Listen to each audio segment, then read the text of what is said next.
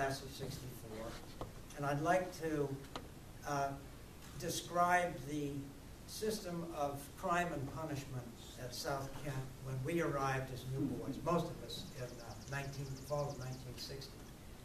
Warren alluded to this.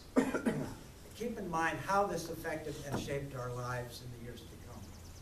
So in the summer, we all got a letter from the headmaster saying, these are the things that you do, which was you're going to wear a coat and tie from Sunday until Saturday morning, and then you're going to wear a suit and vest on Saturday night. And here are the things that you don't do: smoking, wearing loafers, and having extra food or extra money, which was, I think, 25 or 35 cents at the time, except between sundown Saturday and sundown Sunday. The first few weeks for any new boy were particularly treacherous because there were so many unwritten rules. They dwarfed the written rules that went with it. And the treachery was you didn't find out about the rules until you violated them, and then you punished. So that if you stepped on the grass right outside here of the schoolhouse, 10 push-ups on the spot. Next level of discipline was if some reprobate swept out on you and you had a dust roll under your bed, you were put on report, and that meant that you would lose your dessert at the next meal. The next level of punishment was the hour system, and that was for willful disobedience, ringing the rising bell at noon, or having a stash of donuts in your bureau or Monday or Tuesday. Then we move up to the internal system for the new boys. And there were 3 levels. The basic level was you were sent to the tracks for whatever the violation was, before breakfast, in your coat and tie, regardless of the weather.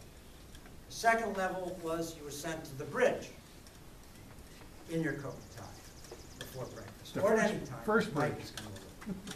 And then the third level was corporal punishment.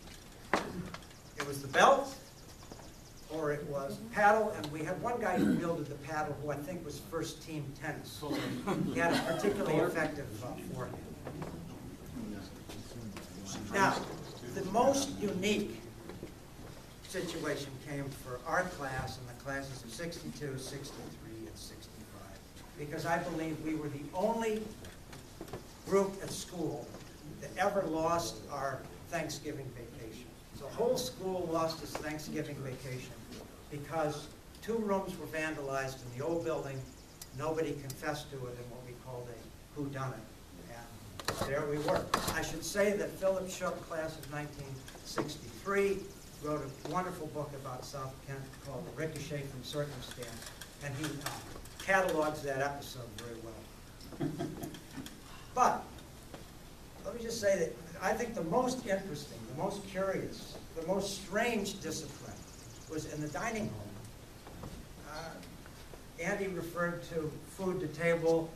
You hear the term food justice a lot these days. I think food justice originated in the South Kent dining hall, but it meant something completely different. There, the unit of punishment was the weight for waiting on tables. You could get a weight for drinking a glass of milk before you drank a glass of water. You could get a weight for, no, seriously, I'm not making this up. You could get a weight for talking with your mouth full, even if a sixth former asked you a pointed question. You could get a weight for getting up from the table without asking to be excused. But the best, the most arcane, the most interesting was a weight for speeding. So I was there at school on my first night. My advisor, Peter Wells, is explaining all this stuff to me, and I see these guys. And I say, what's this zombie bit phrase?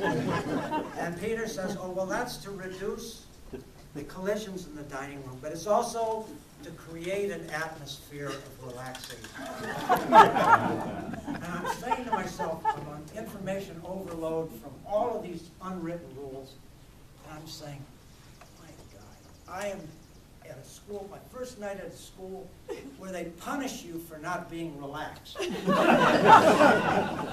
don't think I can get through Thanksgiving this year. But lest I sound at all embittered, not at all. And I want to conclude with this anecdote that explains why. When I came to school here, first thing that we did was we went down to the basement and Ma Brown checked us in, fitted us for football. And he put on the leather helmet, oblivious to the concussion issue, wrapped you on the helmet and said, "How does that feel?" And he'd say, "Okay, that's good." But he weighed me in at 136 pounds.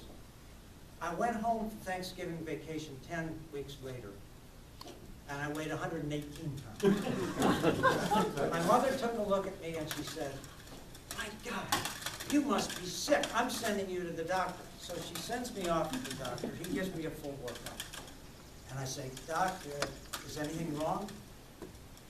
He says solemnly, "Young man, not only is nothing wrong, you're really in very good shape." And it was then that the purpose and the objective of South Kent School was beginning to reveal itself to me. This was not a place about instant gratification. This was not a place where they bestowed self-esteem on you when you walked in the door. Like success, self-esteem was earned here, often by very painful 2 steps forward, 1 step backward. But once you got a little bit of it, nobody could take it away.